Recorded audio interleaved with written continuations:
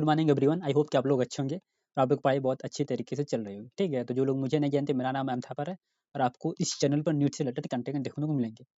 तो आज से जो हमारा टॉपिक रहेगा असाइनमेंट नंबर 4, जो बायोलॉजिकल क्लासिफिकेशन हमारा सेकंड चैप्टर है ना। ठीक है, हम असाइनमेंट नंबर 4 सॉल्व करेंगे तो हमारा ये जो पार्ट रहेगा द एंड हो जाएगा।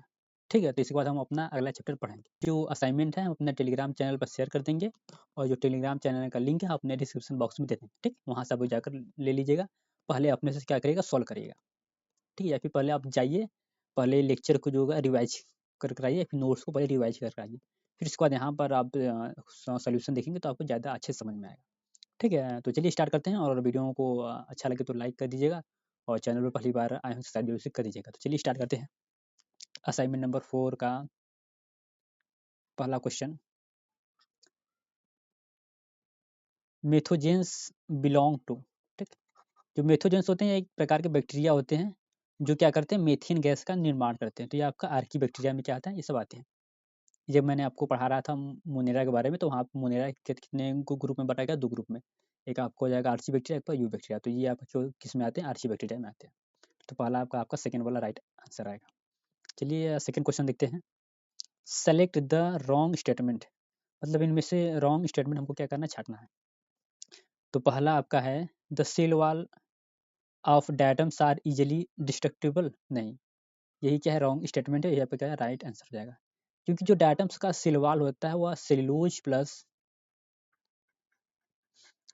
प्लस सिलिका का बना होता है। ठीक, इसलिए क्या होता है, इजिली डिस्ट्रक्टिबल नहीं होता है। तो इसलिए आपका राइट आंसर हो जाएगा पहला, ये क्या है, रॉन्ग स्टेटमेंट है। चलिए क्वेश्चन नंबर 3 देखते हैं। सेलेक्ट द रॉन्ग स्टेटमेंट, इसमें भी क्या बताना, रॉन्ग स्टेटमेंट बताना है। Bacteria cell wall made up by peptidoglycan, यह से क्या राइट स्टेटमेंट है। Pili and fimbriae are mainly involve in motility of bacterial cell, नहीं, यही क्या है, रॉन्ग स्टेटमेंट है। ये आपका राइट आंसर हो जाएगा। क्योंकि पिलाई जो होता है आपका उसमें इन्वॉल्व होता है, आपका डीएनए ट्रांसफर में इन्वॉल्व होता है। एंड जो फिम्ब्रियाई होता है ये आपका इन्वॉल्व होता है वहाँ पर किसी सरफेस पर अटैच होने के लिए, क्या करता है, हेल्पफुल करता है। इस सब के बारे में जब मैंने आपको बैक्टीरिया पढ़ाया तो वहाँ पर आपको अच्छे से बताया था। क्वेश्चन नंबर 4 देखते हैं। चूज द रॉन्ग स्टेटमेंट, मतलब इसमें भी क्या बताना, रॉन्ग स्टेटमेंट बताना है, इनमें से कौन सा रॉन्ग है। तो पहला देखिए, east is unicellular yes and useful in fermentation, yes क्या राइट स्टेटमेंट है। सेकंड देखिए, पेनिसिलियम ये multi cellular and produce antibiotics, yes ये क्या है, राइट स्टेटमेंट है। Neurospora is use in study of the biochemical genetics, yes ये भी क्या है, राइट स्टेटमेंट है। चौथा है कि morels and truffles are poisonous mushroom, यही क्या है, रॉन्ग स्टेटमेंट है। जो मोरल्स एंड टफल्स होते हैं, दे द एडिबल फंगस होते हैं, ये आपका एस्कोमाइसिटीज के अंदर आते हैं। ठीक है, ये क्या रहा है, रॉन्ग स्टेटमेंट रहेगा। तो यही आपका क्या हो जाएगा, रॉन्ग मतलब राइट आंसर हो जाएगा। चलिए क्वेश्चन नंबर 5 ये रहा। Cell wall absent in, cell wall हम जानते हैं किसमें एब्सेंट होता है, आपका ये चौथा ऑप्शन हो जाएगा। माइकोप्लाज्मा में क्या होता है, एब्सेंट होता है। स्मॉलेस्ट लिविंग सेल भी होता है ना ये। आइए क्वेश्चन नंबर 6 देखते हैं। In which group of organism the cell wall form two thin overlapping cell which fit together. ठीक, तो इसका आपका राइट आंसर हो जाएगा बी, सेकंड वाला ये, क्रेसोफाइट्स। क्रेसोफाइट्स में क्या आते हैं, डायटम्स आते हैं। तो डायटम का सेल वाला कुछ इस तरह से एक होता है आपका, एक आपका ऐसे होता है, दोनों आपका क्या आकर दोनों एक दूसरे में फिट हो जाते हैं। ठीक, तो राइट आंसर आपका हो जाएगा बी, या फिर आप सेकंड करिए, जो क्रेसोफाइट होता है जिसमें आपका डायटम्स आते हैं। तो यहाँ पर पूछा हुआ है ग्रुप ऑफ ऑर्गेनिज्म, तो आपका क्रेसोफाइट्स आएगा। ठीक, चलिए क्वेश्चन नंबर 7 देखते हैं। Which of the following are most suitable indicator for SO2 pollution in the environment.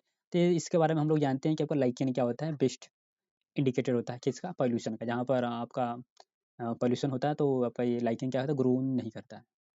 ठीक, क्वेश्चन नंबर 8 देखते हैं। पिकअप द रॉन्ग स्टेटमेंट, इनमें से कौन सा रॉन्ग स्टेटमेंट है वही बताना है।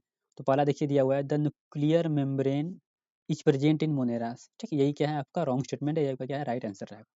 जो न्यूक्लियर मेम्ब्रेन होता है क्या होता है, एब्सेंट होता है मोनेरा में। ठीक, क्योंकि मोनेरा क्या प्रोकार्योटिक्स है, तो हम लोग जानते हैं प्रोकार्योटिक्स में आपका न्यूक्लियर मेम्ब्रेन क्या होता है, एब्सेंट होता है। चलिए क्वेश्चन नंबर 9 देखते हैं। 5 kingdom system of classification suggested by R.H. Whittaker is not based on, मतलब किस पर बेस्ड नहीं था।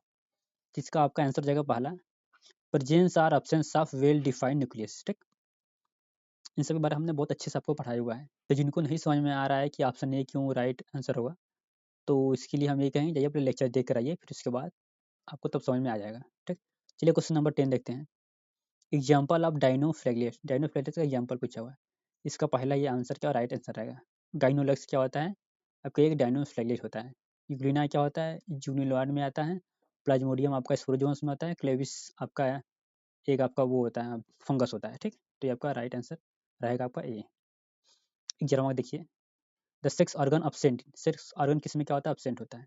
स्पर्जिस नहीं, इसमें क्या होता है, पाया जाता है। बी एग्रिकस, सी ओस्टिलागो, बोथ डी। अब डी में जो है कि बोथ बी एंड सी, ये आपका क्या हो जाएगा, राइट आंसर रहेगा। जो एग्रिकस एंड ओस्टिलागो होते हैं ये दोनों किसके अंतर्गत आता है, आपका बेसिडियोमाइसिटीज के अंतर्गत आता है। तो जो बेसिडियोमाइसिटीज में क्या होता है, सेक्स ऑर्गन क्या होता है, अपसेंट होता है। इसलिए आपका राइट आंसर क्या हो जाएगा, डी। ठीक, तो आइए क्वेश्चन नंबर 12 देखते हैं। Match the list 1 to list second. ठीक, इसमें क्या करना है, मैचिंग मैचिंग करना है। लिस्ट 1 हो जाएगा या लिस्ट सेकेंड हो जाएगा। लिस्ट ए में आपका दिया हुआ है 4 ऑप्शन और लिस्ट सेकंड में दिया हुआ है 5 ऑप्शन।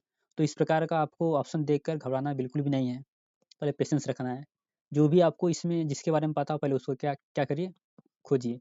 तो हमको इसके बारे में नहीं पता, इसके बारे में नहीं पता, इसके बारे में नहीं, लेकिन इसके बारे में पता है, ट्रिपेनोसोमा के बारे में पता है कि आपका एक प्रोटोजोन्स होता है जिसकी वजह से क्या होता है, स्लीपिंग सिकनेस क्या होता है, डिजीज होता है, जिसमें व्यक्ति क्या होता है, सोता रहता है। तो इसलिए हम जानते हैं ट्रिपेनोसोमा क्या हो जाएगा, प्रोटोजोन्स। ये 100% श्योर है। तो सी का क्या है, भी है। इसमें देखिए सी का भी कहीं पर है, सी का भी यही है। इसमें सी का आई भी है, सी का आई भी है। तो ही क्या आ जाएगा, आपका राइट आंसर हो जाएगा। ठीक है, तो जरूरी नहीं कि हमको सारे जो क्वेश्चन आपको दिया है उसके बारे में पता हो। हमको केवल एक बारे में पता रहेगा तो भी हम उसके आधार पर अपना आंसर खोज लेंगे। ठीक, क्वेश्चन नंबर 12 हुआ, चलिए क्वेश्चन नंबर 13 देखते हैं। Number 13, the source of antibiotics. ये तो बहुत फर्जी टाइप का सवाल दे दिया है। पेनिसिलियम हम लोग जानते हैं कि पहला एंटीबायोटिक्स यही था, तो ये आपका राइट आंसर हो जाएगा। 14 देखते हैं। Sleeping sickness disease due to, अभी इसके बारे में हमने पढ़ा था, ट्रिपेनोसोमा क्या होता है, इसी की वजह से क्या होता है, स्लीपिंग सिकनेस डिजीज होता है। क्वेश्चन नंबर 15 देखते हैं। Which organism obtain their food both phototropic as well as heterotropic method. ठीक है, तो आपका राइट आंसर जाएगा यूग्लिना। हम लोग जानते हैं कि यूग्लिना क्या होता है, उसके पास क्लोरोफिल होता है, तो वह सनलाइट की उपस्थिति में भी अपना भोजन बना सकता है, और जब नहीं रहेगा तो वह हेटरोट्रॉपिकली अपना भोजन क्या होता है, दूसरों से प्राप्त करता है। ठीक है, इसलिए आपका राइट आंसर जाएगा सी। ये क्वेश्चन नंबर 16 देखते हैं। There is a two statement, यहाँ पर 2 स्टेटमेंट दिया गया है। पहला ये है कि all virus are pathogenic nature, yes. Virus की वजह से क्या होता है, केवल रोग ही होता है, उसका कोई लाभदायक व्यू नहीं होता। सेकंड स्टेटमेंट है fungus is a phototropic organism, नहीं, ये क्या है, रॉन्ग स्टेटमेंट है। तो इसमें क्या करना है, सेलेक्ट करना है। तो ये देखते हैं, पहला option both first and second is wrong, नहीं, ये भी गलत है। बोथ राइट दिया हुआ, ये भी क्या है, रॉन्ग है। सी का first is right, yes, second is wrong, yes, ये क्या आपका राइट आंसर हो जाएगा। डी में दिया हुआ first is right and second is wrong, ये थोड़ा सा यहाँ पर मतलब टाइपिंग यहाँ से मिस्टेक हो गया है, यहाँ पर रॉन्ग यहाँ पर हो जाएगा, राइट यहाँ पर हो जाएगा। ठीक है, ये आपको हो जाएगा। चलिए क्वेश्चन नंबर 17वां देखते हैं। जब आपको असाइनमेंट शेयर कर देंगे तो यहाँ पर हम करेक्शन कर देंगे। क्वेश्चन नंबर 17वां, which eukaryotic organism have cell wall, मतलब किसके पास क्या होता है, सेल वॉल होता है। ईस्ट के पास होता है, यस, सेल वॉल होता है। ये क्या होता है, यूकैरियोटिक होता है। प्रोटिस्टा के पास होता है, यस, इसके पास भी होता है। ह्यूमन के पास नहीं होता है। बोथ ए एंड बी, यही आपका क्या जाएगा, राइट आंसर जाएगा। ठीक है, ईस्ट के पास भी होता है, प्रोटिस्टा के पास होता है, ह्यूमन के पास नहीं होता है सेल वॉल। क्योंकि ह्यूमन की किसके अंदर आता है, ह्यूमन आपका आता है एनीमिलिया में, और एनीमिलिया में क्या होता है, सेल वॉल एब्सेंट होता है। ठीक, तो आइए क्वेश्चन नंबर 18वां देखते हैं। इन एस्कोमाइसिटीज बोथ एक sexual and sexual spore produces respectively, मतलब किस तरह से बनते हैं। तो पहला इसका जो है कि राइट आंसर जाएगा आपका ऑप्शन नंबर सी। ठीक, जो इसमें जो एक सेक्सुअल स्पोर होता है वह किस तरह से बनता है, आपका एक्सोजेनेसली बनता है। लेकिन जो आपका सेक्सुअल स्पोर होता है वह किस तरह से बनता है, वह एंडोजेनेसली बनता है। तो इन सब के बारे में हम बहुत डिटेल में आपको पढ़ाया हुआ है, तो प्लीज़ अब जाइए लेक्चर को देख कर आइए, तो आप फटाफट फटाफट सारा जो है कि आंसर एक साथ ही मार देंगे। देखते ही आपको 1 सेकंड भी नहीं लगेगा आंसर को टिक करने में। क्वेश्चन नंबर 19 देखते हैं। In phycomycetes and basidiomycetes spore are produce respectively. तो जो फाइकोमाइसिटीज में स्पोर बनता है एंडोजेनेसली, और बेसिडियोमाइसिस में स्पोर बनता है एक्सोजेनेसली, इसलिए आपका राइट आंसर ए रहेगा। ठीक, इसके अलावा बी और डी में जो दोनों ऑप्शन क्या है, सेम हो गए हैं, तो जब हम टाइपिंग करेंगे इसको क्या करें, करेक्शन कर देंगे। ठीक है, ये क्वेश्चन नंबर 20 देखते हैं, आपका लास्ट क्वेश्चन है इस असाइनमेंट का। Which kingdom boundary not well defined. हम लोग जानते हैं आपका प्रतिष्ठा का जो बाउंड्री होता है क्या होता है, वेल डिफाइंड नहीं होता। ठीक, तो बहरहाल ये था आपका असाइनमेंट नंबर 4। आई होप कि आप लोगों को समझ में आया होगा, आप लोग इस लेक्चर को एंजॉय किए होंगे। ठीक है, तो अगर अच्छा लगा हो तो लाइक कर दीजिएगा, और चैनल पर पहली बार आएंगे सब्सक्राइब जरूर से कर दीजिएगा। इसको आप अपने दोस्तों को भी शेयर कर सकते हैं। ठीक है, तो अब मिलते हैं नेक्स्ट वाले वीडियो में। नेक्स्ट वाले वीडियो में हमारा नया टॉपिक आएगा ना। ठीक, नया टॉपिक आपका मान के चलिए एनीमिलिया रहेगा, या फिर प्लांटी हो सकता है। ठीक है, तो तब तक आप लोग पढ़ते रहिए, हम जल्दी मिलते हैं। तब तक के लिए गुड बाय।